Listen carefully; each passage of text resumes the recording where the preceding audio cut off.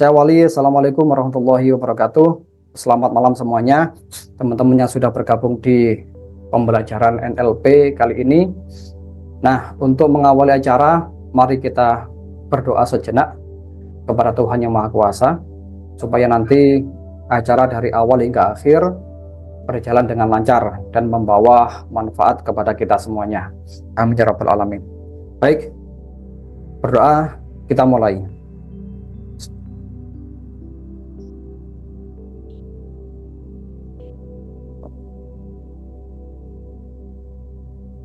Selesai. Oke teman-teman, sebelum kita membahas tema materi yang saya janjikan di awal ya, mengenai presuposisi NLP atau asumsi-asumsi dasar NLP. Bagi teman-teman yang sudah memegang buku Asyiknya Belajar NLP, silakan dibawa saja. Barangkali nanti ada pertanyaan dari buku tersebut, silakan disampaikan ya. Karena juga materi yang akan saya sampaikan ini berkaitan dengan buku tersebut, yaitu tentang presuposisi ya, atau asumsi-asumsi dasar NLP itu ya. Nah, ini saya punya slide show-nya supaya bisa dipelajari. Oke, teman-teman semuanya, sebelum saya bahas tentang presuposisi NLP, sangat tidak etis kalau langsung membahas asumsi ya. Sangat tidak etis kalau langsung membahas tentang presuposisi. Oleh karena itu, kita membahas dulu apa itu NLP ya, dasarnya dulu biar paham ya. Saya yakin walaupun teman-teman sudah membaca buku Asyiknya Belajar NLP ya, sudah banyak, mungkin sudah belajar dari YouTube juga, tetapi kita mengulas lagi mengenai definisi NLP itu sendiri. Nah, apa itu NLP? Oke ya, kita interaksi terlebih dahulu ya. Saya tunjuk aja biar penak gitu. Mungkin bisa diawali oleh Pak Bramantia Aryadi ya, Bapak Bramantia Aryadi. Oke. Ya. Oke Pak, kita ngobrol-ngobrol dulu Pak tentang definisi NLP menurut Bapak. Apa sih Pak? Gitu. NLP itu Neuro Linguistic Program, jadi program kayak program linguistik itu kan suatu perkataan gitu ya. Neuro itu kan saraf gitu, kayak di otak, jadi semacam program kayak perkataan di pikiran kita gitu. Kalau terjemahan di dalam pikiran kita ya. Oke.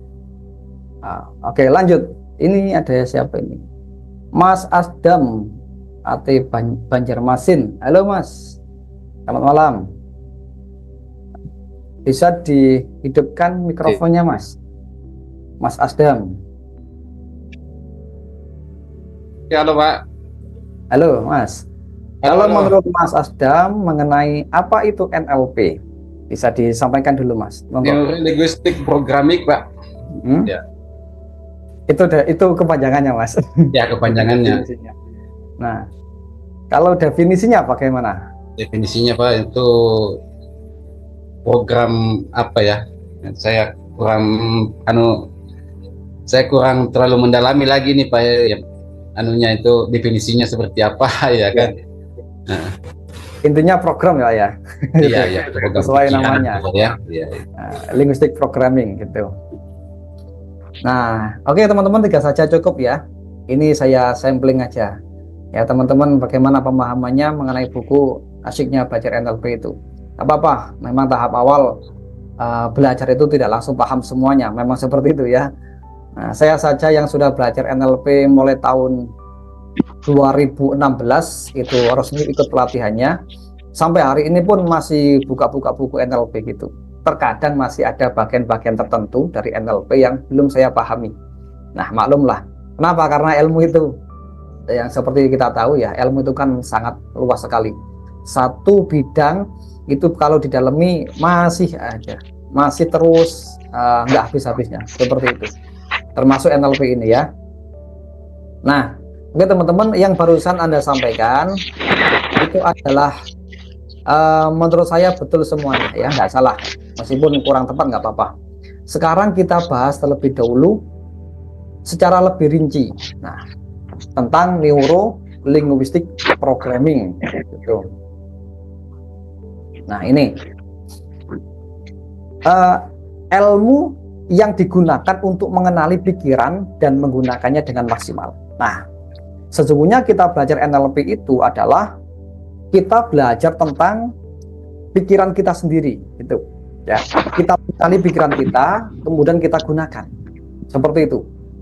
Nah, selama ini mungkin kita sudah punya akal pikiran, namun kita nggak tahu bagaimana cara menggunakannya. Wis pokoknya digunakan gitu aja lah, ya. Umpamanya ya apa namanya handphone ya, handphone ini setelah kita beli langsung kita gunakan seperti itu, ya. Tetapi kalau kita setelah membeli handphone ini misalnya, kemudian kita membuka modulnya atau membuka informasi yang ada di dalam handphone ini, kemudian kita otak-atik, maka nanti penggunaan kita terhadap handphone ini juga lebih maksimal. Ya, kelihatan nggak handphonenya? Kelihatan handphonenya. Ini kelihatan ya. Nah, handphone ini kalau kita tahu informasinya lebih detail, lebih mendalam tentang handphone tersebut, maka kita bisa menggunakan dengan maksimal. Begitu pula dengan pikiran kita. Kalau kita tahu tentang pikiran kita sendiri, maka nantinya berpotensi lebih maksimal untuk digunakan. Nah, ini adalah definisi dasar mengenai NLP. Sebetulnya definisi ini adalah versi saya pribadi, ya. Kenapa? Karena setiap praktisi NLP pasti memiliki definisinya masing-masing tentang NLP itu sendiri. Banyak banget definisinya, ya.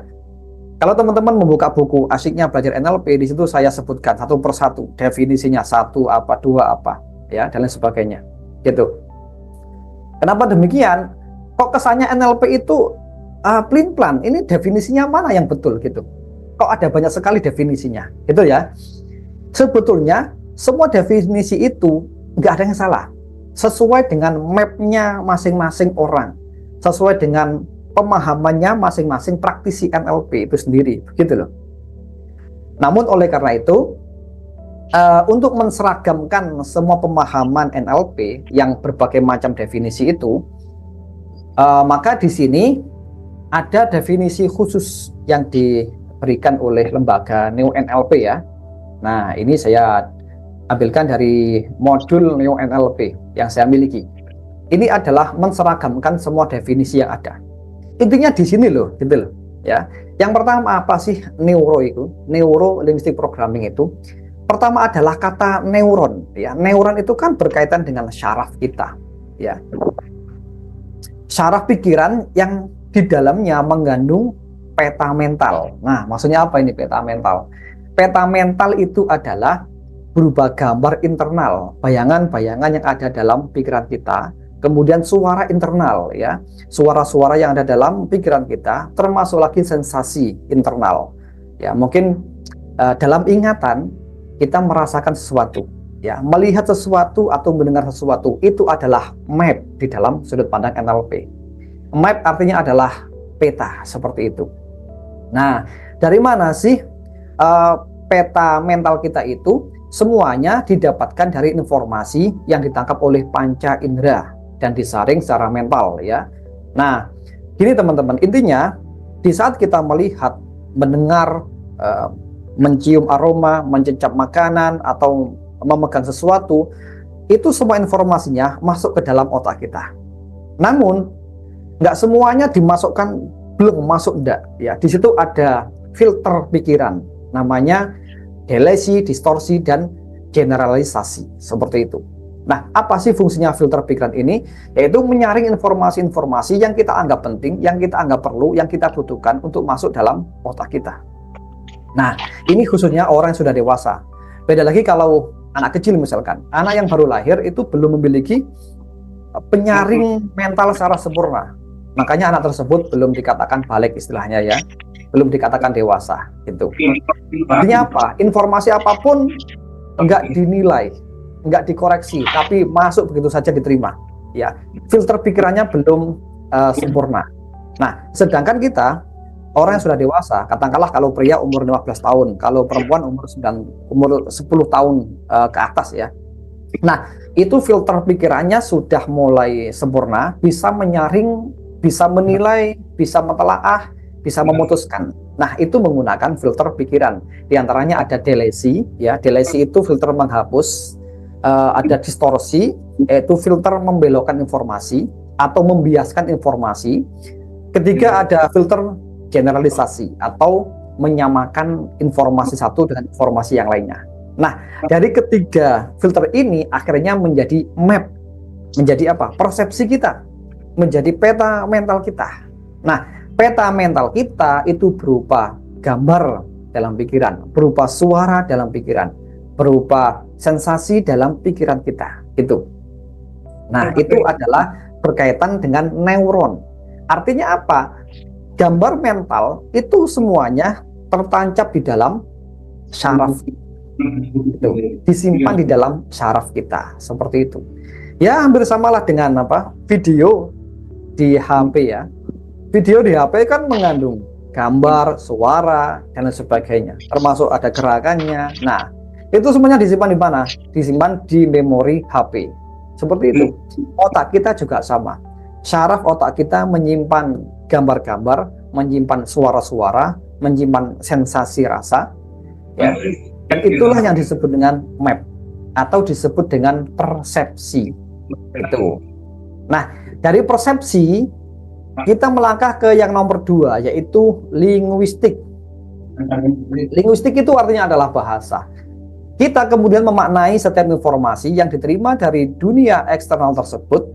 Kita melekatkan bahasa dan istilah-istilah tertentu pada sebuah map yang ada dalam pikiran kita.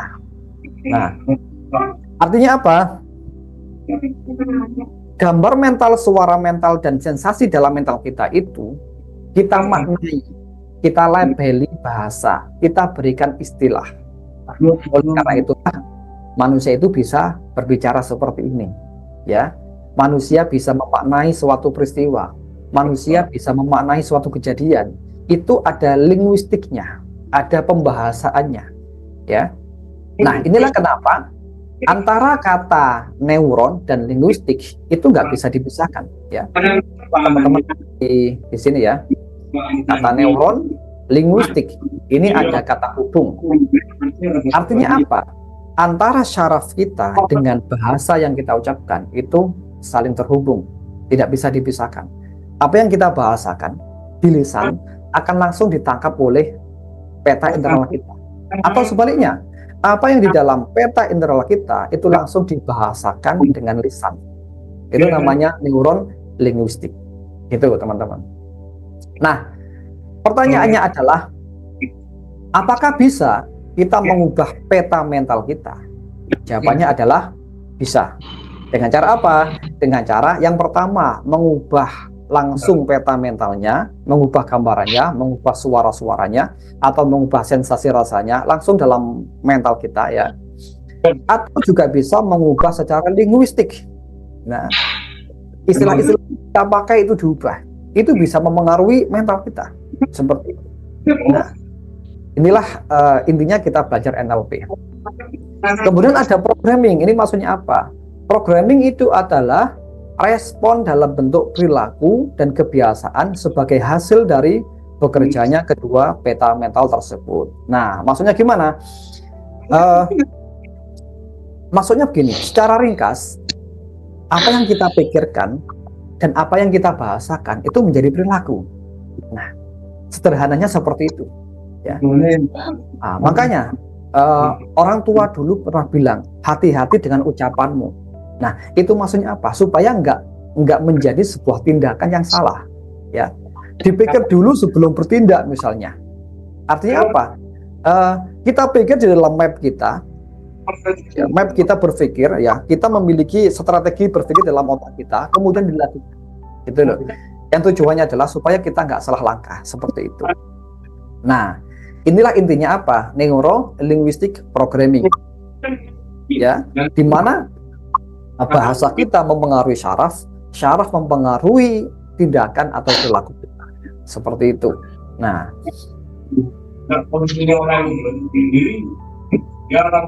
bisa dipahami ya teman-teman ya. Oke, itu seputar definisi NLP ya. Kita seragamkan saja semuanya ya. Jadi intinya apa? Kita belajar NLP di sini adalah kita mengenali bagaimana cara kerja otak kita, bagaimana cara kerja sistem saraf kita yang menerima informasi dari luar, kemudian disaring oleh penyaring mental. Ya, penyaring mental diingat ya ada 3 ya. Yang pertama delesi, yang kedua distorsi, dan ketiga adalah generalisasi. Kemudian dari ketiga filter ini menjadi map dalam pikiran kita, ya, gitu teman-teman.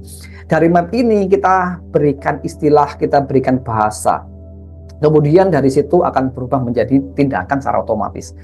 Contoh seperti ini teman-teman.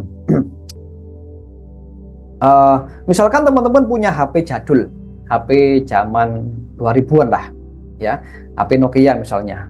Sampai hari ini masih punya, gitu.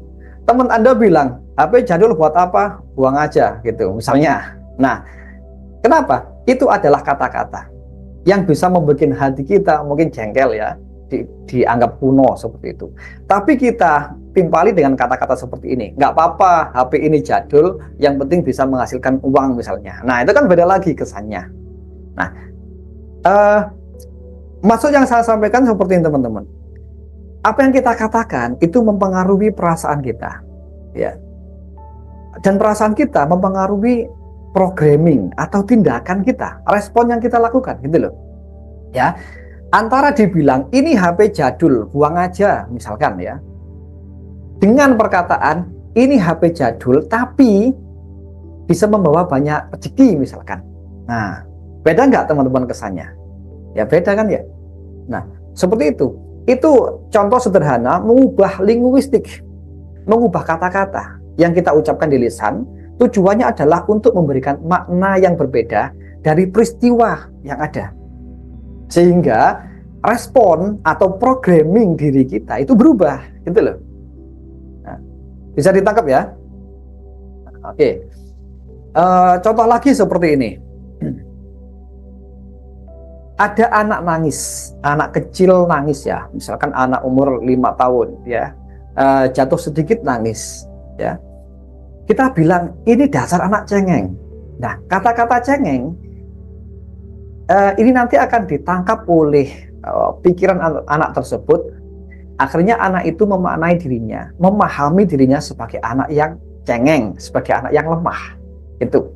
Tetapi kalau sebaliknya kita bilang, nggak apa-apa nak kamu nangis, itu artinya kamu masih punya perasaan, kamu masih memiliki rasa sakit misalnya, supaya bisa peduli dengan rasa sakitnya orang. Nah, contoh kita ucapkan kata-kata seperti itu. Nah, itu nanti ditangkap oleh otak si anak dan menghasilkan perilaku yang berbeda pada anak tersebut.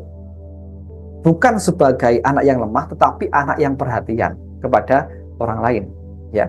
Nah, di sini kejadiannya sama, tetapi pemaknaannya berbeda. Pemberian artinya berbeda, maka responnya juga berbeda.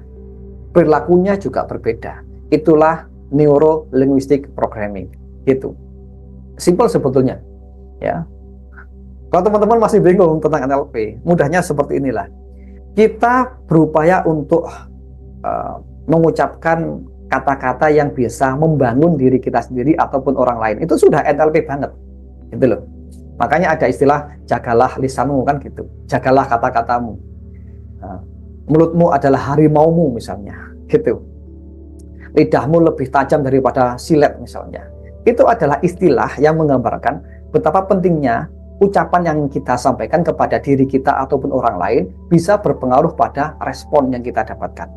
Ya. Nah, itulah NLP. Substansinya NLP ada di situ. Oke. Bisa dipahami ya teman-teman ya. Nah, berkaitan dengan neuron ya, berkaitan dengan neuron atau peta mental yang ada dalam otak kita, itu bisa diubah juga sebetulnya, sangat bisa diubah. Gambaran-gambaran mental kita atau suara-suara mental kita. Misalnya kita dulu pernah punya pengalaman yang sangat menyakitkan, ya, pernah dibentak-bentak oleh orang sampai hari ini masih terngiang-ngiang di dalam kepala kita gitu. Apakah itu bisa diubah? Sangat bisa. Caranya gimana? Caranya simple. Caranya adalah tinggal diubah gambar-gambar tersebut, tinggal diubah suara-suara tersebut. nanti efeknya bagi respon diri kita berbeda. Ya, perasaan kita terhadap pengalaman itu akan berbeda. Nah, akhirnya apa? Kalau sudah berbeda, terjadilah suatu perubahan respon, perubahan perilaku, perubahan pemaknaan seperti itu. Nah, bisa dipahami ya teman-teman ya. Oke. Nah, itu sekilas tentang NLP. Nanti lebih banyak lagi teman-teman bisa ikut kelas online Amazing NLP ya. Nanti saya jelaskan lebih banyak lagi mengenai cara kerja pikiran, termasuk mengubah peta mental ya, seperti itu. Nah, untuk kali ini sementara kita lanjut ke materi presuposisi ya. Tentang presuposisi NLP, yakni serangkaian asumsi-asumsi dasar di dalam NLP yang menjadi landasan berpikir dan berperilaku. Nah, kemudian asumsi NLP dapat dikatakan sebagai landasan filosofi bagi praktisinya. Oke, jadi gini teman-teman, di dalam NLP itu ada serangkaian asumsi, serangkaian prinsip-prinsip dasar ya, yang diyakini oleh praktisinya dan itu menjadi basic berpikirnya dan juga berperilakunya. Seperti itu. Apa saja sih itu presuposisi NLP? Di antaranya ialah ada 10 ini. Nah, kita bahas ya satu persatu ya. Ini kalau di buku ada kurang lebih 15 ya. Tapi kali ini kita bahas 10 saja ya. Mungkin yang 5 kita bisa membahasnya di lain waktu insya Allah. Oke. Nah, yang pertama kita bahas peta bukanlah wilayah itu sendiri. The map is not territory. Nah, istilah ini sering banget kita dengar ya, terutama di kalangan NLP. Maksudnya apa sih peta bukanlah wilayah itu sendiri? Coba Ibu Rosita Garut. Halo Bu. Ada orangnya? Ya, Pak. Nah, Ibu Rosita bisa menjelaskan sedikit tentang peta bukanlah wilayah itu sendiri. Nah, bagaimana Belum menurut tahu. Ibu Rosita? Belum tahu. Belum Baru tahu. sekarang belum belajar. tahu. Ya. Baru sekarang ya. Iya. Bukunya sudah dibuka Bu, bukunya. Sudah dibuka bukunya? Belum yang Belum. punya yang satu. Belum ya, Punya. nggak apa-apa. Ya, belum Nah. punya bukunya juga. Oke, nggak apa-apa. Nah, nomor 1, peta bukanlah wilayah itu sendiri.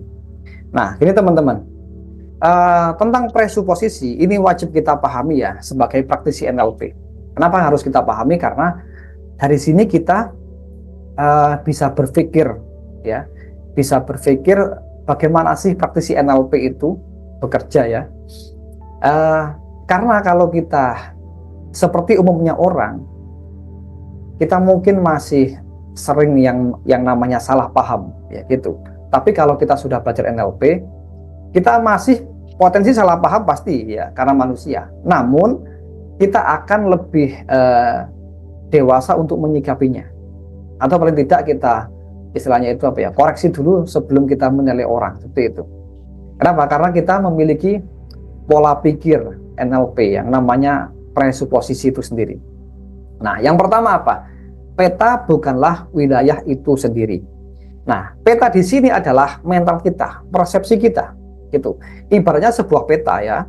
Peta itu bukanlah wilayah. Misalnya kita membuka Google Map di HP. Google Map yang kita buka itu peta, tetapi itu hanya mewakili kondisi yang sebenarnya dari wilayahnya, gitu. Ya, peta yang kita lihat di HP, di Google Map itu bukan wilayah yang akan kita datangi, enggak. Ini hanya peta saja, gambarannya dari wilayah tersebut yang akan kita datangi. Sama halnya dengan pikiran kita, itu mental. Peta juga disebut ya. Peta mental kita, di mana kita memahami suatu realita, memahami suatu kejadian, termasuk memahami orang itu dari persepsi kita sendiri, begitu. Nah, persepsi kita itu tidaklah selalu mencerminkan kondisi yang sebenarnya, gitu loh. Maksudnya di situ, apa yang kita anggap benar belum tentu benar, apa yang kita anggap salah belum tentu itu salah. Itulah peta bukan wilayah itu sendiri. Lah terus bagaimana? Ya kita harus bertanya seperti itu. Bertanya, apakah kondisi yang sebenarnya seperti ini, begitu. Nah, istilahnya itu apa? Klarifikasi lah. Karena kita tahu bahwasanya kondisi yang sebenarnya pasti akan berbeda dengan apa yang kita persepsikan, gitu loh. Nah, oleh karena itu kita istilahnya itu tabayun, kita klarifikasi, kita bertanya dengan detail supaya mendapatkan gambaran yang seutuhnya, gitu. Nah, inilah yang namanya manusia, selalu berpikir dengan peta mentalnya sendiri.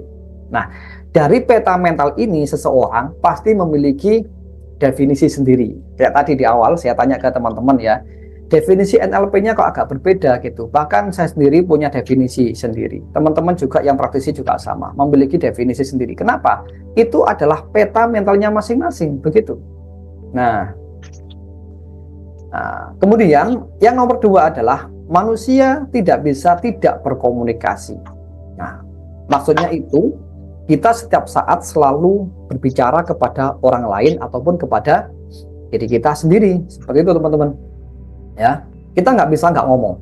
Ya, misalkan dalam diskusi kali ini, saya nggak mungkin diam saja. Teman-teman juga sama, pasti akan menyampaikan pendapat misalnya. Nah, itulah yang namanya manusia, tidak mungkin tidak berkomunikasi. Ya, manusia tidak bisa tidak berkomunikasi. Bahkan anak kecil pun yang baru lahir itu juga berkomunikasi, yaitu dengan apa? Menangis. Nah, itu komunikasinya, gitu loh.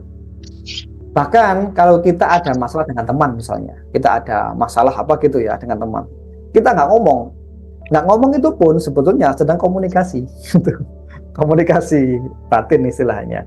Atau dengan kita diam, nggak ngomong kepada orang yang kita nggak suka, itu memberikan arti, aku lo nggak suka sama kamu, misalkan seperti itu juga komunikasi, namanya komunikasi non verbal, gitu. Nah, kalau kata-kata seperti ini namanya komunikasi verbal. Nah, jelas ya.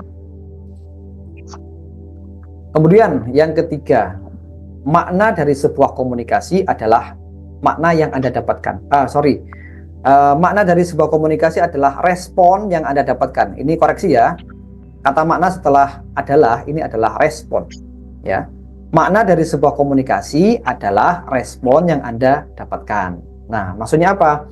Di saat kita berbicara kepada orang lain, kok orang itu responnya berbeda dengan apa yang kita harapkan, maka jangan-jangan yang salah bukan orangnya, tapi kita.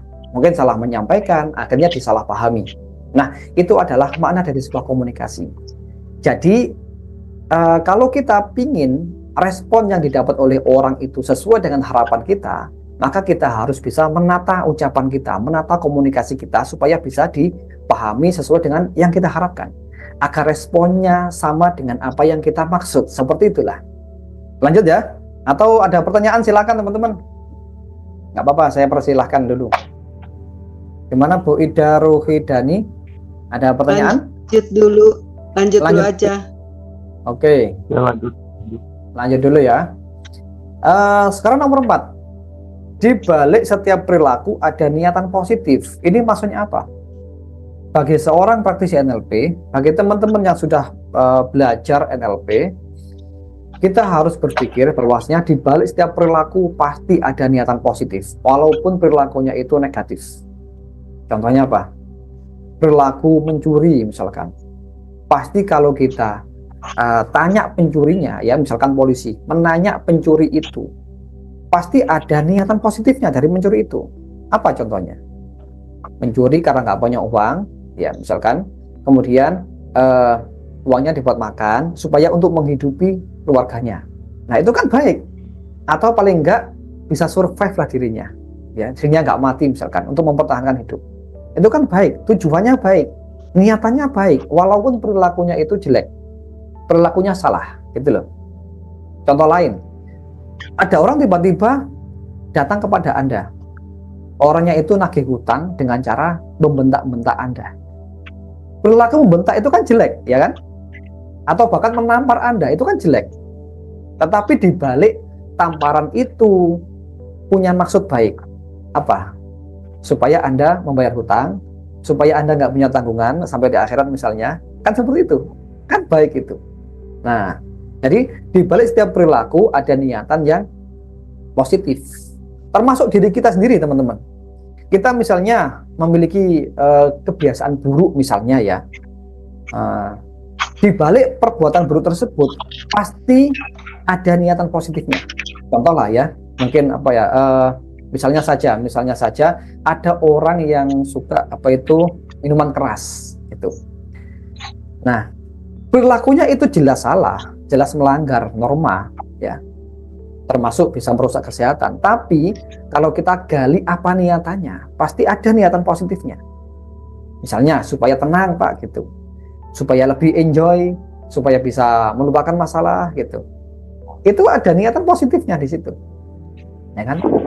Nah, tapi niatan positif ini karena di cover dengan suatu hal yang buruk, maka ya jadinya buruk gitu.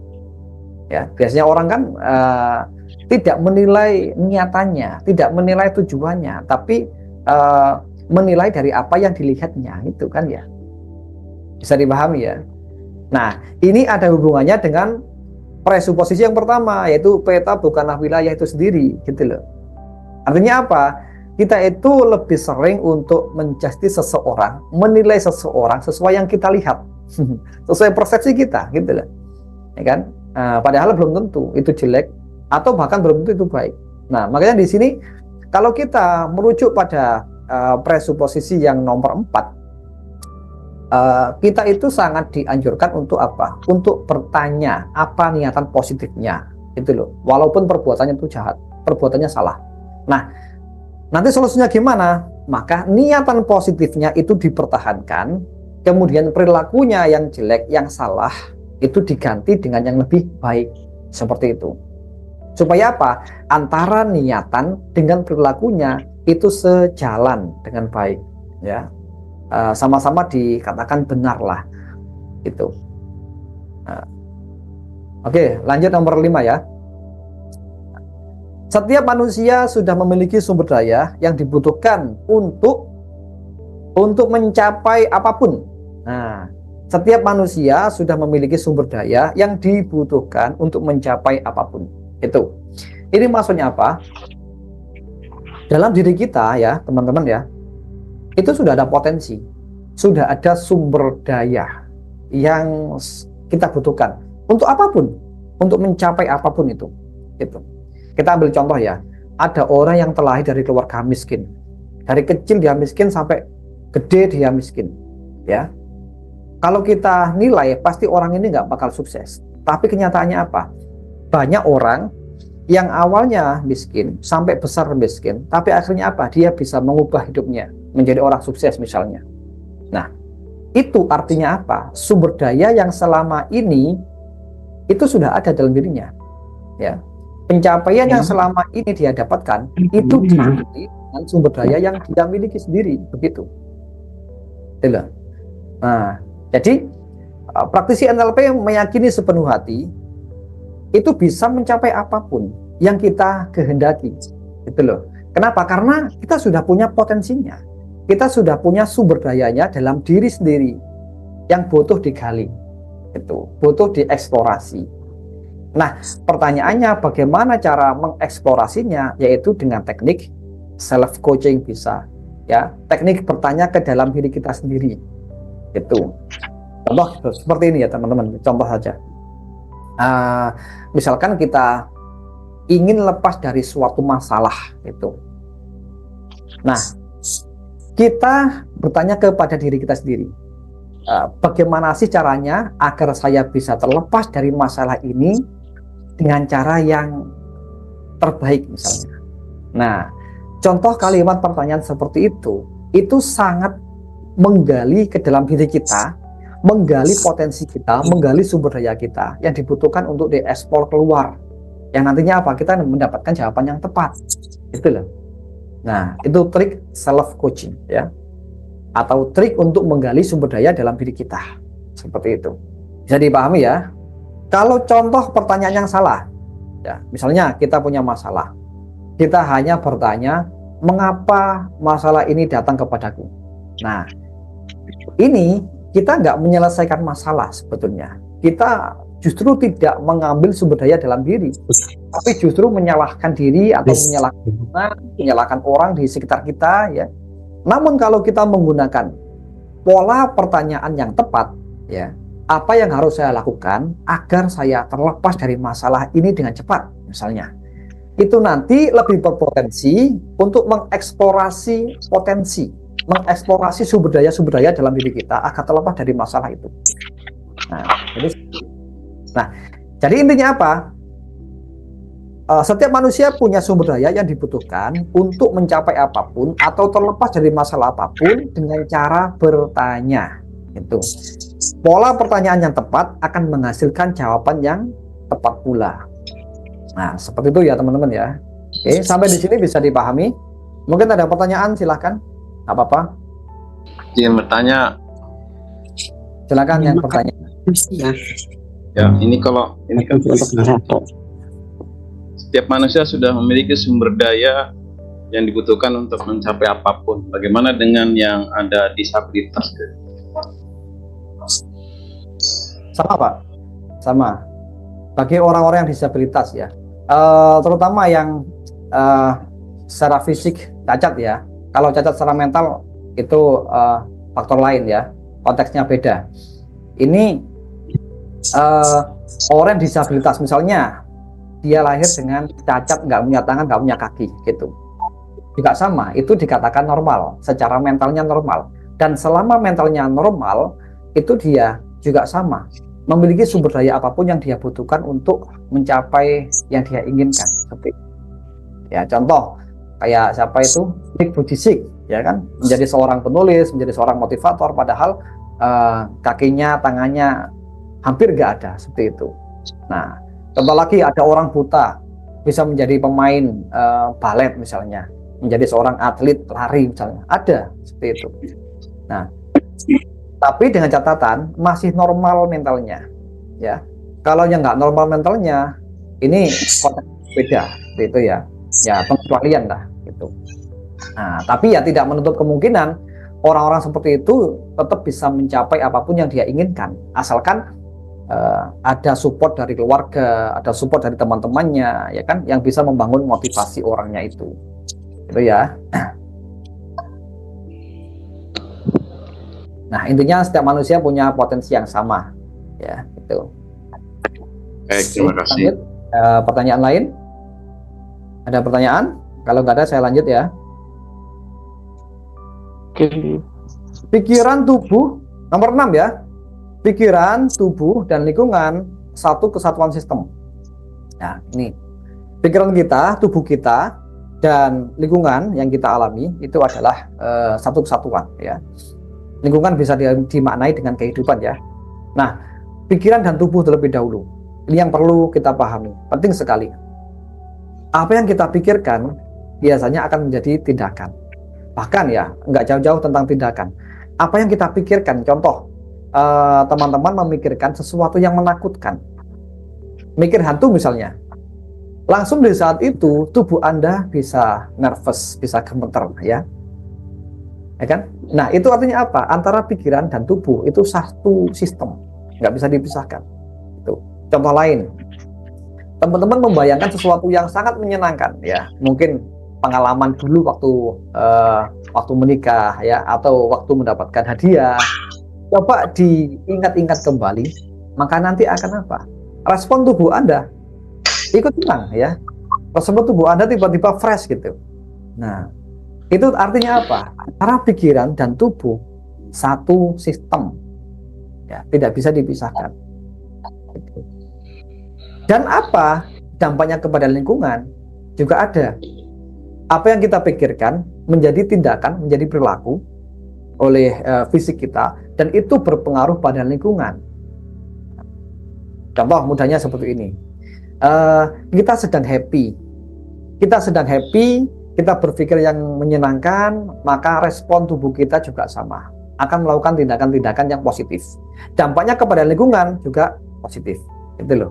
Sebaliknya, misalnya kalau kita berpikir yang negatif ya, kita berpikir yang jahat misalnya, maka nanti tubuh kita akan mereaksi sama seperti itu. Kita akan berperilaku yang jahat, yang negatif misalnya, maka dampaknya kepada lingkungan juga sama, negatif gitu. Nah, bisa dipahami ya. Nah, ini kaitannya dengan apa itu? Law of attraction sebetulnya ada di situ ya. Pikiran kita mempengaruhi perilaku kita. Perilaku kita mempengaruhi kehidupan kita, mempengaruhi lingkungan kita. Itu terpengaruh dari apa yang kita pikirkan, dari apa yang kita lakukan. Akan ketarik istilahnya itu, ya, menjadi realita seperti yang kita harapkan. Gitu. Nah, itu pikiran, tubuh, dan lingkungan bisa saling berpengaruh. Gitu loh. Ya. Bahkan dulu ya saya pernah punya pengalaman seperti ini. Mungkin teman-teman juga sama ya, punya pengalaman yang hampir sama. Saya dulu itu waktu sekitar 5 tahun yang lalu, saya kan pernah hobi nge-gym itu ya.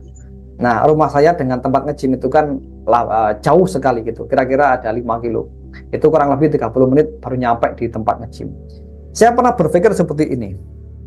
Seandainya di pasar dekat rumah saya itu ada tempat nge-gym, saya pasti senang gitu. Setiap hari saya lewat pasar selalu mikir gitu. Nah, apa yang terjadi? Selang waktu 3 tahun lebih, itu ada beneran seperti yang saya pikirkan. Ini saya sampai heran kok, loh, kok bisa ya? Apakah ini kebetulan gitu? Nah, kalau bagi saya ini bukan kebetulan, tapi ini adalah kebenaran gitu. Jadi yang terjadi pada lingkungan kita sesungguhnya itu ikut berkontribusi dalam pikiran kita, gitu loh.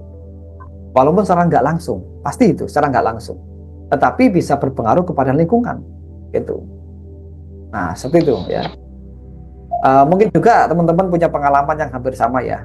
Nanti silakan disampaikan, nggak apa-apa. Ya, contoh lainnya seperti ini. Mungkin ini sudah pernah saya sampaikan di video YouTube ya.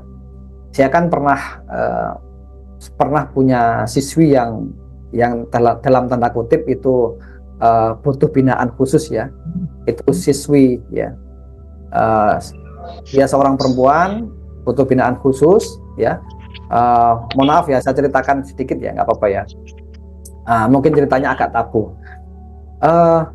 Waktu dia kelas 10 SMK itu pernah masuk ke kamar mandi dengan cowoknya gitu loh. Nah, pasti penilaian orang sudah jelek banget gitu. Nah, siswa ini setelah saya hukum, bukannya dia jerah, enggak, tapi dia justru benci dengan saya gitu. Ya. Nah, respon saya, udahlah biarkan Bapak. Ada siswa nggak suka sama saya biarkan aja. Tetapi apa? Saya berusaha memanage pikiran saya. Saya selalu berprasangka, berpikir bahwasanya anak ini baik, gitu loh. Anak ini pasti nanti menjadi baik, gitu. Nah, lambat laun setelah anak ini naik ke kelas 2 sampai ke kelas 3, itu ada perubahan dan perubahan terus menerus, gitu. Ya. Puncaknya itu di kelas 3 SMK, itu anaknya berubah total menjadi anak yang baik. Sudah nggak pernah ada kasus lagi, ya. Kemudian kesopanannya juga baik. Ya, kata-katanya kepada saya juga baik, rasa bencinya sudah nggak ada. Ya. Tetapi lebih ke respect, lebih ke hormat kepada saya dan guru-guru yang lain, seperti itu. Nah, apakah ini kebetulan? Tidak, ini kebenaran. Ini ada faktor dari pikiran yang kita pancarkan ke anaknya. Apa yang kita pikirkan, apa yang kita persepsikan, apa yang kita yakini, itu berpengaruh kepada orang dan lingkungan. Ya, seperti itu. Jadi, inilah kenapa para praktisi NLP sangat meyakini bahwasanya pikiran kita, tubuh, perilaku, dan lingkungan hidup kita itu satu, nggak bisa dipisahkan. Apa yang kita pikirkan langsung direspon oleh tubuh, ya, dan akan ditanggapi oleh lingkungan kita. Bisa dipahami ya teman-teman ya. Oke, mungkin ada pertanyaan, silahkan. Boleh tanya lagi? Monggo, silakan Pak. Itu kan kayak tadi apa namanya, kita kayak tadi coach siswa ya menjadi baik gitu. Itu apakah bisa langsung terjadi, apa perlu proses ya? Karena Proses kan, Pak. ya Proses. bisa nggak Ya. kita perkirakan gitu, misalnya berapa lama prosesnya gitu? Nah, Kalau itu saya nggak bisa memperkirakan karena pengalaman orang beda-beda gitu. Ya, mungkin tergantung apa ya seberapa berat kasusnya ya. Kalau kasus yang ringan mungkin bisa terjadi dalam seminggu 2 minggu ya. Tapi kalau kasus yang berat mungkin butuh menunggu waktu sampai setahun 2 tahun gitu ya. Nah itu saya menunggu setahun lebih baru ada perubahan. Saya juga heran kok. Selama 1 tahun waktu dia kan kelas 10 itu nggak ada perubahan sama sekali. Tapi saya jaga pikiran. Saya selalu berpersepsi anak ini loh baik seperti itu. Dalam hati saya seperti itu. Ya. Itu apakah dilakukan tiap hari gitu apa? Iya, setiap ketemu saya aja? mengajar di kelasnya, setiap saya masuk ke kelasnya ketemu anak itu, saya kan absen ya Pak ya, absen kan tiap masuk kelas, saya selalu berpikiran, berpersepsi seperti itu, gitu loh, ya. Udah, saya istiqomahkan seperti itu, lama-lama terjadi beneran. Anak ini kok anak perubahan ya, padahal dulu kan nggak seperti ini, gitu loh. Nah, Berarti kalau misalnya kita menginginkan seseorang berubah, kita mesti terus-menerus ya sampai dia berubah gitu. Oh, ya. gitu. Nah, Kira-kira seperti itu. ada potensi pasti bisa berubah, gitu loh. Oke. Jadi intinya Uh, persepsi jadi intinya persepsi kita terhadap orang itu berubah, baru persepsi dia terhadap kita berubah gitu, Coach. persepsi kita ubah dulu, mengaruhi ke orang lain. Baru dia berubah. Ya, baru dia berubah. Kasih Coach. Nah, tapi ini tiap orang beda ya. Pasti pengalamannya beda, tergantung juga dengan kasusnya ya. Kalau kasusnya yang ringan-ringan mungkin cepat berubah ya, seminggu 2 minggu gitu. Tapi yang berat-berat mungkin ya agak lama mungkin. Nah, ini kan sesungguhnya proses kesabaran kita saja ya. Itu aja. Kita kalau bikin cepat hasil malah kita kecewa biasanya. Udah pokoknya istiqomah saja. Apa yang kita pikirkan gitu loh. Istiqomah apa yang kita pikirkan, yang kita persepsikan nanti akan terjadi pada lingkungan kita seperti itu. Nah, ini kaitannya dengan kehidupan ya. Nah, ngomong soal kehidupan, sesungguhnya itu adalah sesuai dengan apa yang kita persepsikan selama ini. Ya, kita sekarang punya apa, atau kita sekarang belum punya apa, kita sekarang menjadi apa, itu juga sesungguhnya berkaitan dengan pikiran kita. Apa yang kita pikirkan selama ini terhadap diri kita sendiri. Nah, itulah hasil yang kita dapatkan saat ini, gitu loh. Ya, atau istilahnya itu masa lalu kita menentukan masa sekarang kita. Masa sekarang kita menentukan masa depan kita. Kan seperti itu. Itu dari mana? Ya dari pikiran, dari data yang masuk ke dalam pikiran, menjadi persepsi, menjadi anggapan, menjadi keyakinan, itu yang menjadi realita dalam hidup. Gitu. Nah, pikiran, tubuh, dan lingkungan atau kehidupan itu satu sistem, nggak bisa dipisahkan. Nah, bisa dimengerti ya? Ini maksudnya pikiran bawah sadar gitu ya? Apa pikiran yang mana nih? Pikiran ada dua Pak. Sadar dan bawah sadar, dua-duanya gitu. Nah, dua-duanya sadar dan bawah sadar gitu loh. Apa yang sering kita pikirkan secara sadar mengendap masuk ke dalam bawah sadar gitu Pak. Nah, kalau sudah masuk ke bawah sadar, potensi kejadiannya ke lingkungan atau hidup kita itu semakin besar gitu. Oh gitu ya. Jadi kadang-kadang kan ada orang bilang nih, lain di bibir, lain di hati, kan kayak gitu. Nah, itu yang Lain di saya. bibir, lain di hati. Iya, Nah. kadang-kadang di pikiran tidak mesti selaras dengan yang ada di pikiran bawah sadar gitu maksudnya. Ya. Tapi kalau dia secara konsisten mengucapkan hal yang sama, maka hatinya akan mengikutinya, Pak. Gitu. Oh, itu sudah rumusnya Pak ya. Iya, kalau orang munafik kan seperti itu Pak ya, lain di mulut, lain di hati. Gitu. Kadang-kadang tidak bisa selaras apa Iya, nggak bisa yang selaras. selaras hati dengan pikiran. Iya, itu konteksnya berbohong Pak itu Pak. Oh, beda lagi ya. Iya, makasih Coach. Tapi intinya gini ya, apa yang sering kita ucapkan ya ini dalam konteks yang benar ya, bukan sesuatu yang kita berbohong enggak ya, yang benar kita ucapkan ya, itu kan menjadi pola pikir kita, menjadi persepsi kita. Persepsi akan mempengaruhi tubuh kita, menjadi perilaku kita gitu loh. Kayak tadi kasus saya tadi itu, ketika saya memiliki persepsi yang baik kepada si anak tadi, itu tindakan saya juga nggak menuduh yang sembarangan, ya, nggak pernah mengolok-oloknya, nggak pernah mencibirnya, nggak sama sekali, gitu loh. Nah, itu berpengaruh sekali kepada anak tersebut. Jadi mengerti ya? Oke. Kalau nggak ada pertanyaan, saya lanjut. Coach, Ada pertanyaan di chatting. satu lagi. Oh, di chat. Iya, ya. Coba saya cek dulu. Apa ini? Berarti berpikirnya present tense. Oh, berpikirnya saat ini. Bisa? Ya, berpikir saat ini. Ya. Bisa seperti itu. Ya. Tapi yang paling penting adalah berpikirnya saat ini itu kita konsisten, ya, kita istiqomahkan terus menerus. Itu nanti akan mengendap ke bawah sadar dan berpotensi berpengaruh kepada lingkungan. Itu ya. Bisa nggak kalau berpikir di future tense, berpikir ke masa depan? Ya bisa berpengaruh sebetulnya, bisa banget gitu, ya kan? Itulah kenapa kita punya impian. Itu kan berpikir masa depan, ya. Nah, gitu. Boleh berpikir masa depan, kemudian kita niatkan untuk terjadi, kita upayakan untuk terjadi, ya sama, kebanyakan terjadi, kan sudah terbukti, teman-teman, apa yang selama ini sudah didapatkan itu kan hasil dari impian di masa lalu, kan gitu. Jelas ya?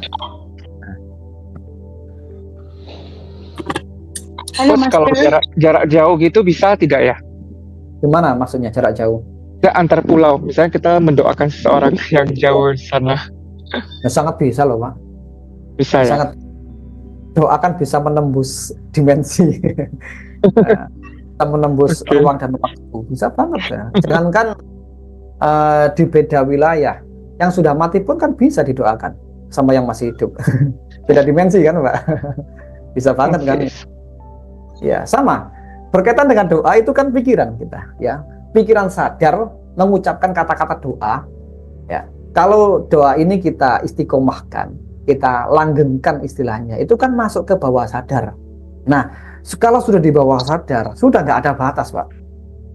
Di sana sejauh 1000 km dengan di sini itu sama, nggak ada jarak. Itu kalau sudah masuk bawah sadar. Jarak itu kan hanya di dimensi 3 ini. Ya, dimensi ruang dan waktu ini kan ya ada jarak, jauh.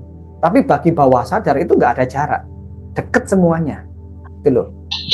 Ya, kita Berarti mendoakan. kalau didoakan 10 orang, kalau didoakan 10 orang dengan satu orang yang didoakan, berarti efeknya jauh lebih besar Iya. dari Beda juga. Nah, itu efek 10 orang itu ya. efek kebersamaan lebih kuat, gitu. Coba. Oke. Nah, jelas ya. Nah, itu Oke, kayak Kalau lanjut. doanya belum Ya. dikabulkan terus, udah sering berdoa tapi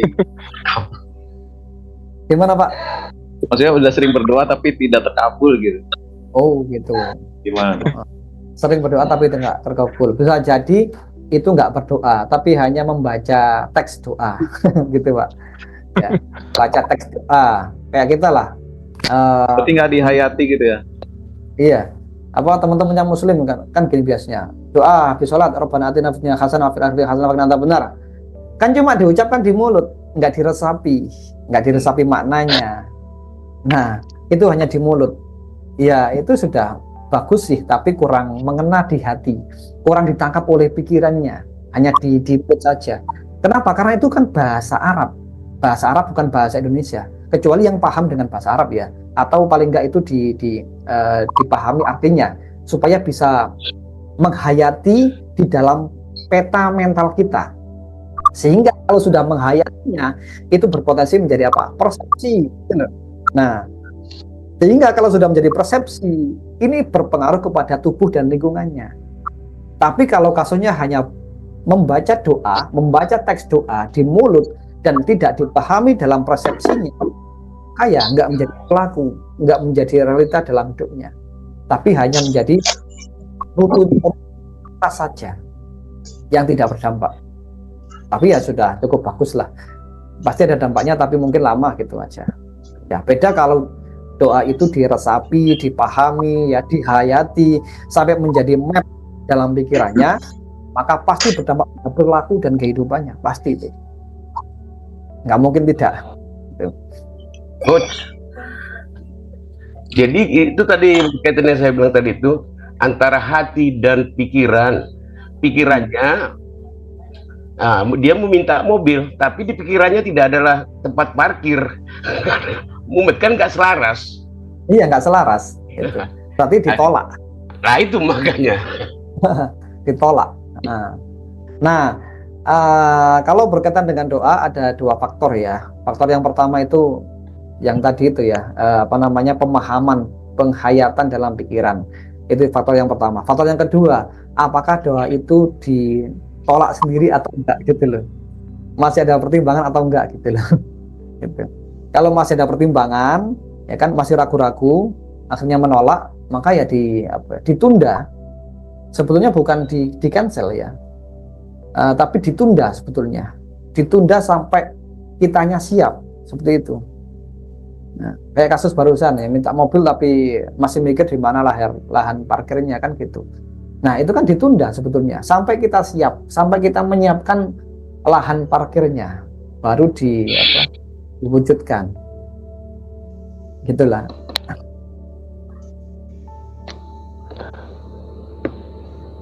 Oke, ada lagi? Pak Master, Ya, silakan. Siapa ya? saya Zunaini daripada Oh. Tim Mak Kaya. Oke. Bu Ya. Zunaini, Baik. Malaysia. Saya tak buka kamera Saya cuma mau tanya, kadang-kadang macam yang tadi tu yang lintasan-lintasan yang negatif tu datang dalam minda. So untuk modifikasi lah maksudnya.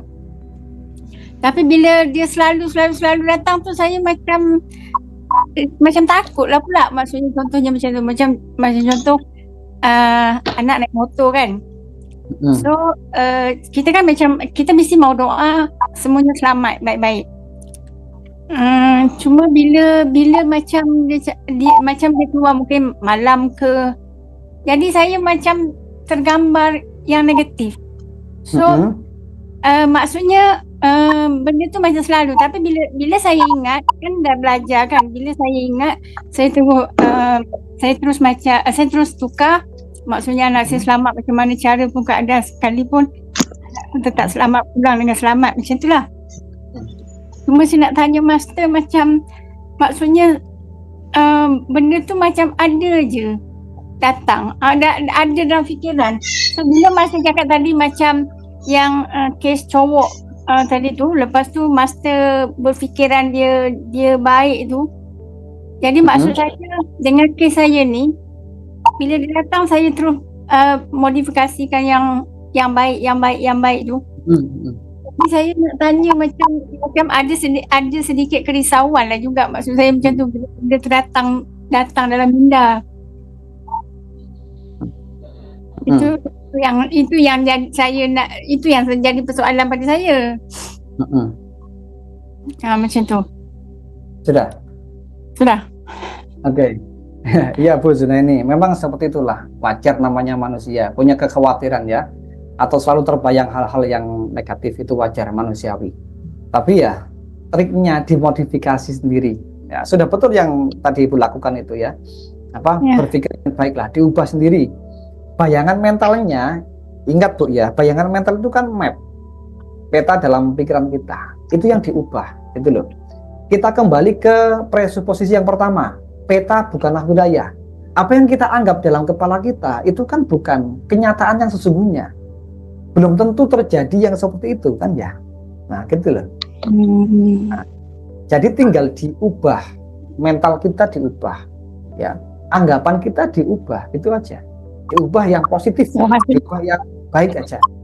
Contoh, kita membayangkan anak kita jatuh di jalan ketika pulang sekolah misalnya. Kita langsung terbayang hal yang enggak, pasti perasaan kita khawatir. Nah, coba diubah bayangannya. Anak saya selamat sampai rumah gitu, lancar, kendaraannya enggak ada masalah. ya selamat sampai pulang gitu. Nah, itu pasti persepsi dalam mental kita akan lebih baik gitu loh. Ya, Oh, bisa dipahami ya. ya. Nah, apalagi kalau ditambah doa misalkan tambah powerful sekali gitu. Ya. Okey, lagi satu Master. Satu je saya mau tanya. Relate dengan bisnes. Kan Okey. macam maksudnya sekarang ni saya selalu ikut mak kaya tapi saya belum jadi macam dia. So, saya sekarang macam contoh macam maksudnya kekhawatiran yang Pak Master cakap tadi tu, saya mesti macam bila mau jumpa orang ataupun dia punya mungkin kurang keyakinan ataupun keyakinan belum besar, macam tu lah kot. Agaknya macam tu lah sebab saya rasa macam saya tak tahu kat mana saya punya silap lagi lah. Saya dah buat lah semua yang belajar semua kan. Tapi untuk saya punya bisnes ni saya belum nampak hasil lah. Macam tu. So di situ yang saya nak tanya dengan Master. Oke. Belum nampak hasil ya. Nah, ini berkaitan dengan presuposisi nomor 7. Belum kita bahas. Oh, belum bahas. Iya. Berkaitan dengan ini yang nomor 7, dalam sebuah sistem orang yang paling fleksibel lah yang menguasai sistem tersebut. Nah, maksudnya apa? Kalau yang kita lakukan belum membuahkan hasil, ya kita fleksibel lah. Kita melakukan cara yang lain gitu loh, upaya yang lain gitu, ya. Kita nggak perlu, kita nggak apa ya, dalam rangka meraih suatu tujuan, kita jangan memaksakan satu cara saja, tapi jika perlu ada banyak cara untuk mencapai satu tujuan tersebut, seperti itu, ya. Nah, ini nomor 8 juga sama. Jika yang kamu lakukan tidak membuahkan hasil, lakukan yang lainnya, gitu loh. Jadi kalau selama ini apa yang kita lakukan belum membuahkan hasil seperti yang kita harapkan, yang pertama kita perlu evaluasi terlebih dahulu. Di mana salah saya? Di mana kekurang tepatan saya? Gitu. Apa yang harus saya perbaiki? Gitu. Kenapa belum mencapai hasil? Itu loh. Kemudian kita tanya lagi, saya harus ngapain supaya bisa mencapai hasil yang saya harapkan? Gitu. Nah, itu juga berkaitan dengan asumsi nomor 5. Setiap manusia memiliki sumber daya, punya potensi yang dibutuhkan untuk mencapai apapun yang diinginkan. Itu. Jadi wajarlah kalau misalkan hari ini kita belum bisa mencapai hasil, itu wajar ya. Nah, proses gitu loh. Yang terpenting adalah kita meyakini terlebih dahulu bahwasanya setiap orang punya potensi yang ada dalam dirinya, tinggal digali, diambil, digunakan untuk mencapai yang kita inginkan. Itu. Kemudian ditambahkan dengan fleksibilitas, ya, fleksibel. Ya, dalam mencapai apapun kita perlu fleksibel. Artinya nggak hanya satu cara saja. Kalau satu cara ini sudah berhasil, oke lah kita lakukan. Tapi kalau belum membuahkan hasil, kita koreksi, maka kita perbaiki cara yang ada itu dengan cara yang lain. Nah, seperti itu kurang lebih. Oke. Paham Mas, ya. paham. Ya. Terima kasih. Apa Bu? Saya doakan pasti berhasil suatu saat ya, pasti. Sebab saya selalu bersama dengan Mak kan, so dia selalu menolak saya. Cuma bila time macam ni pun, maksudnya bila sudah lama saya ikut ni, so saya macam di mana lagi saya punya yang tak betul tu lah, yang tak menjadi lagi macam tu. So, mungkin saya rasa macam kalau saya nak jumpa orang, saya ada macam rasa takut-takut lagi. Saya ada masa okey, ada masa datang dia punya gemuruh tu, macam tu lah. Tak. Maknanya saya faham. Okey, Ya. Mas. Ya, okey. Oke, lanjut ke nomor 9. Bentar. Nomor 9. Pilihan lebih baik daripada tidak ada pilihan sama sekali. Nah, ini apa maksudnya ini? Setiap orang pasti punya pilihan ya. Pilihan adalah mengarah kepada keputusan. Kalau kita memilih sesuatu, pasti kita nantinya akan memutuskan. Nah, keputusan yang kita ambil itu pasti lebih baik daripada kita tidak memiliki keputusan sama sekali. Ya, contoh lah ya, kita membeli handphone baru gitu, kita nggak punya pilihan, akhirnya kita udah memilih yang ada gitu loh. Kita mungkin dipilihkan oleh teman, dipilihkan oleh yang menjual HP gitu. Nah, itu lebih baik daripada nggak ada pilihan sama sekali. Nah, artinya apa? Dalam hidup kita ini selalu memilih. Ya, hidup kita seperti apa itu adalah hasil dari pilihan dan keputusan kita. Itu. Kita sekarang punya usaha apa, kerja di bidang apa, kesehatan kita bagaimana, itu sesungguhnya berkaitan dengan pilihan-pilihan yang kita pilih sendiri, yang kita putuskan sendiri, ataupun juga diputuskan oleh orang lain gitu.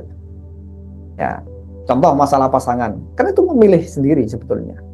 Atau kalau kita nggak bisa memilih, dipilihkan oleh orang tua misalkan, dipilihkan oleh teman, ya kan gitu. Contoh orang yang nikahnya itu dijodohkan, kan sama, itu pilihan. Siapa yang memilihkan? Orang tuanya, ya kan? Atau pamannya, atau gurunya yang memilihkan untuk si anak tersebut. Kita atau anak tersebut yang dipilihkan mengikuti pilihan orang tuanya, mengikuti pilihan guru. Nah, jadi intinya apa? Dalam hidup selalu ada pilihan, dan itu lebih baik daripada kita nggak memilih sama sekali. Itu loh.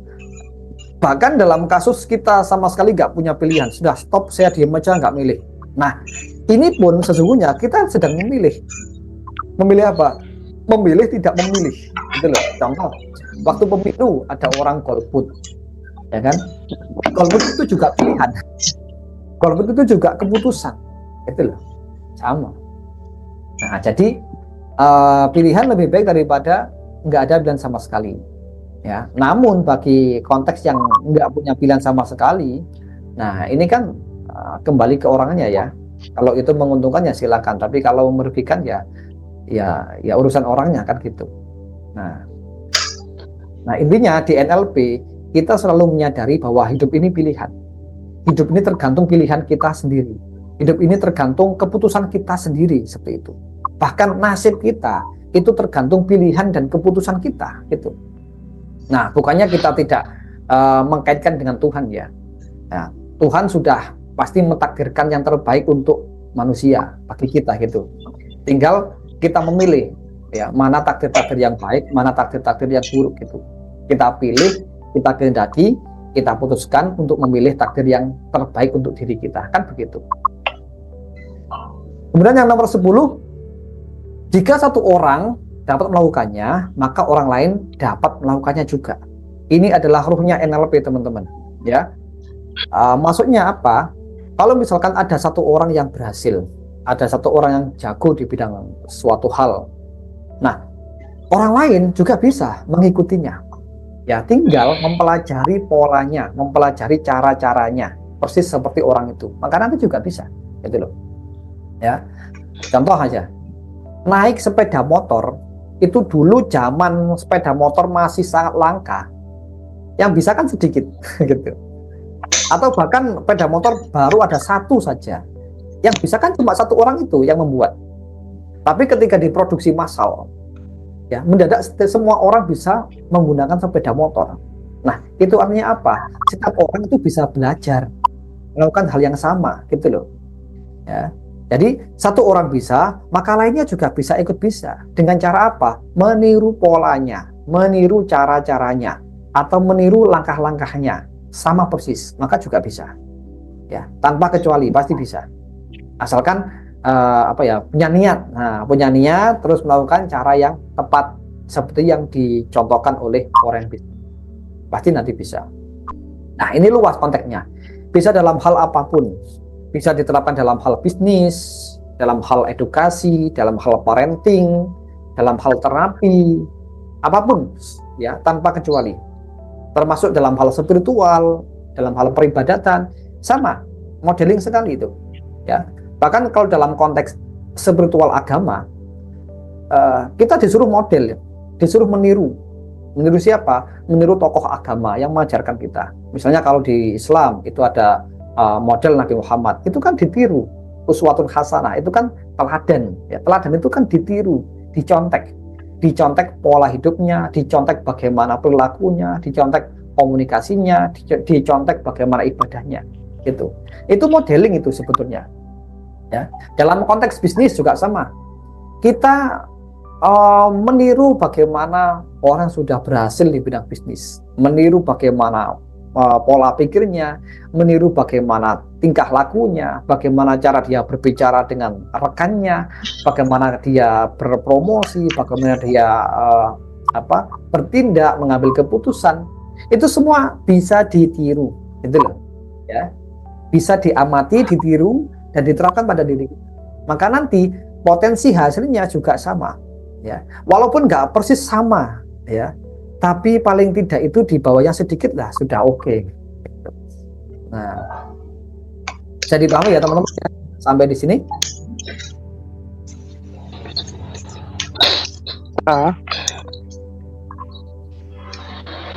Oke, sudah selesai nih ya, 10 ya. Barangkali ada pertanyaan lagi, silakan. Oke, nggak ada pertanyaan. Kalau tidak ada, saya lanjutkan slide terakhir, masih ada ya. Ini teman-teman bagi yang ingin bisa mendalami NLP lebih jauh ya, yang tidak hanya di buku itu, bisa mengikuti Amazing NLP online class ya. Ini saya buka setiap bulan insya Allah. Jadwal terdekat itu habis hari raya, tanggal 21 April insya Allah ya, hari Minggu. Nah, ini kita belajar tentang self coaching. Ya, tadi yang saya sampaikan di awal ya, self coaching itu bagaimana cara menggali potensi diri kita sendiri dengan pola pertanyaan gitu. Termasuk bagaimana cara kerja pikiran manusia, saya jelaskan lebih detail lagi insya Allah ya. Nah, termasuk manajemen pikiran, manajemen state, manajemen perilaku juga ada. Kemudian pola perubahan perilaku juga ada saya sampaikan. Teknik reframing, teknik outcome frame, teknik modeling, dan different identifikasi, teknik new behavior generator, belief dan limiting belief, termasuk teknik afirmasi gitu yang tanpa penolakan. Insya Allah semuanya akan saya sampaikan juga di kelas Amazing NLP online class ya. Nah, bagi teman-teman yang ingin belajar lebih lanjut, silahkan nanti bisa daftar ya. Nanti saya share pendaftarannya di grup itu ya. Saya tutup ya, karena sudah menunjukkan jam 9 kurang 5 menit. Udah cukup teman-teman? Masih ada yang bertanya? Ada satu pertanyaan lagi. Ya, silakan. Ini dari siapa ini? Pak Medi, ya. Medi. Ya. Oke, silakan Pak. Untuk merubah satu perilaku buruk itu kira-kira beberapa lama ya. Jika dipraktekkan NLP ini dalam setiap hari misalkan. Oke. Pertama gini Pak, dalam terapinya kita butuh pengulangan 3 kali ya. Itu untuk pengkondisian mentalnya itu ya.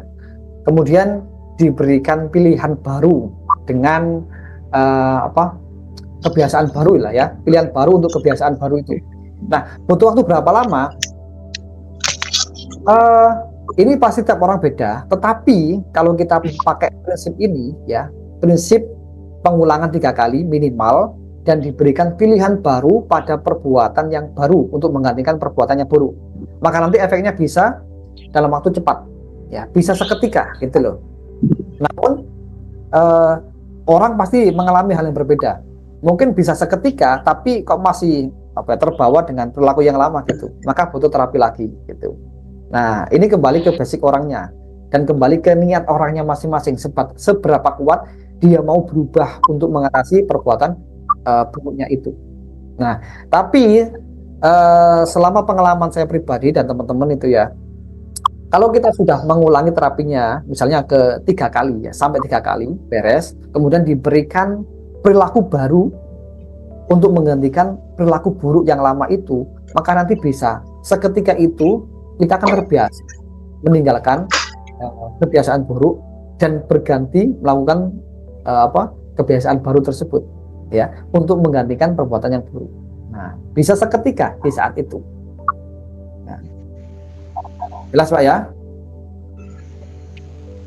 3 kali itu maksudnya tiga kali sesi terapi. atau 3 kali Ya, 3 kali terapi oh. di saat itu.